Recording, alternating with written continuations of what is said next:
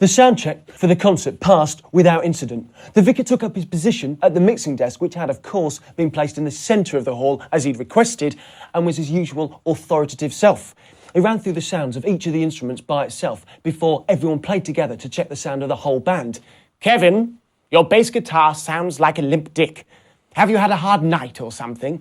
The vicar had a microphone at the mixing desk and was able to hurl his abuse directly into the musicians' earpieces. Everything worked perfectly. Chelsea did the first part of the sound check, although I'm sure most of the liggers and general arse-lickers thought it was Billy G. The lighting crew used her to check the focus on all the spotlights, and she checked Billy G's microphone. "Oh dear, I've got a dump microphone," she announced to an empty hall. "Perhaps we could auction it off. One microphone, almost gobbed on by Billy G." She was wonderfully confident and pushy. She even complained about one of the TV cameras that was being set up for the broadcast. "There's no way you can put a fucking camera straight between me and the audience," she said to a Japanese cameraman who stared blankly back at her. "Who's in charge? Can someone make him move it? That's ridiculous." The majority of the broadcast was going to be done by remote robot cameras on stage, but the director was adamant that he needed a view from the audience, and there were lengthy negotiations in pidgin Japan English about the correct placement of this camera. Breamore was hardly going to let Chelsea dictate camera positions. "Back in the dressing room, young lady. If your head grows any larger, you won't be able to do your job. I've seen the cameras in the mobile truck and they look wonderful. Let them do their work." Chelsea stormed off stage and was replaced by Billy G, who looked stunning, fresh from makeup. She'd obviously been listening. She carefully removed the microphone from its stand as if handling a turd and tossed it into the empty theatre. "I'll have a clean one, please. And Chelsea's quite right. Move that fucking camera." Breamore stared back at her. "Hey, I pay the bills and I have to stand on this stage unless you want to sing tonight." In the end, they laid a camera track in front of the first rows of seats, but Billy G insisted that it must always stay low enough that the audience could see her. Breamore tried to point out from that angle the picture would not be so good. "Couldn't give a toss. The picture always looks good. My concern is for this concert and those people out there," Billy G said, pointing into the auditorium. "That's the main event. The broadcast comes second." "But millions of people will see the broadcast and there are only 5,000 people in the audience." "Then get rid of the fucking audience and take me to a TV studio. If you want a live concert with live people, then the concert comes first. All the other people are just peeping Toms jerking off in their living rooms." "I'm sure it will be fine," said Breamore in one of his best smarmy smiles, deciding not to push it any further. "Are you happy, David?" He looked over in the direction of the mixing desk, but the vicar was nowhere to be seen. "Are you there, David?" The vicar had been lying stretched out in the aisle and slowly surfaced. "I do hope I'm not disturbing you. I'm paying you a great deal of money to be here. And you are getting my full attention, I do assure you. Sometimes when you are looking for something, it is best to close your eyes and find it in your head. Hours and hours spent rushing in ever-decreasing circles when all you had to do was look inside." "Yes, well, I suppose we're in the right place for all that Zen stuff. If you could be brief, Billy G has some interviews to complete before the show and more makeup."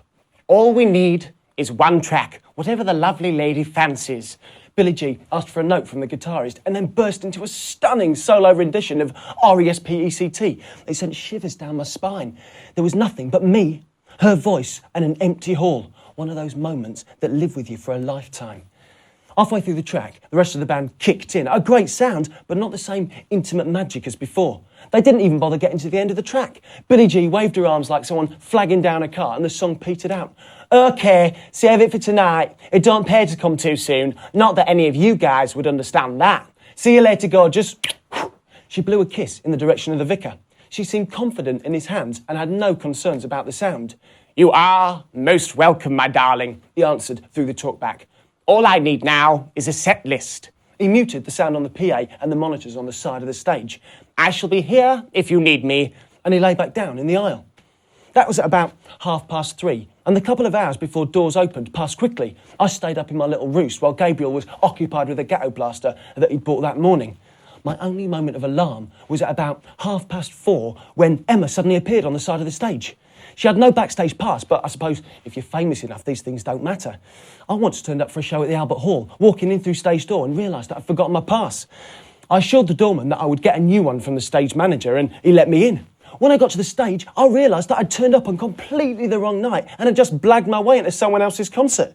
You've just got to be confident enough, I suppose. "Emma, So, you have come to see our little presentation. Perhaps we could persuade you to sing a song or two tonight, as some of the tunes will probably be familiar. The vicar had spotted her. You again.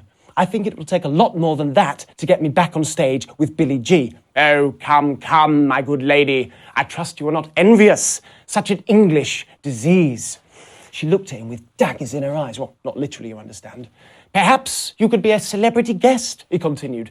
We could slowly lower you on a wire at the end of the show. She turned away to ignore him. I imagine the Japanese have one that is strong enough, although it does look as if you're putting on a few pounds, he taunted. That had the desired effect of making her turn around. My God, she yelled. Just where do you get off? Thank you so much for the insult. If you were a burglar in my house, I would happily grab a kitchen knife and hack you into little pieces and then feed you to the cat. I'm looking for Kevin. I know, he said, finishing a sentence for her. She looked at him as if to ask how. He smiled back victoriously. I am sure he is expecting you. Go up in the lift on stage left and follow the signs to the dressing rooms. Be gentle with him. At soundcheck, he seemed as if he was in need of a little... He paused as if choosing his word. Viagra. He then lay back down again and took no further interest in her as she wandered backstage. He certainly was cool. In fact, I don't think he moved again until doors opened, when he had to because he was blocking the aisle. I just hoped that Hawk was doing his job and would keep an eye on her antics. That boy's not cool.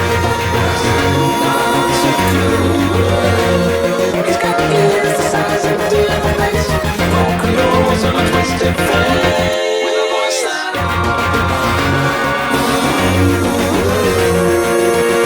And still, Billy G was missing. I had visions of Emma gagging her in the dressing room, or perhaps even a shooting. Even now, Fremont would frantically be trying to break the door down to rescue her. Answer me, Billy G! Answer me! What I saw made me sick to the bottom of my stomach.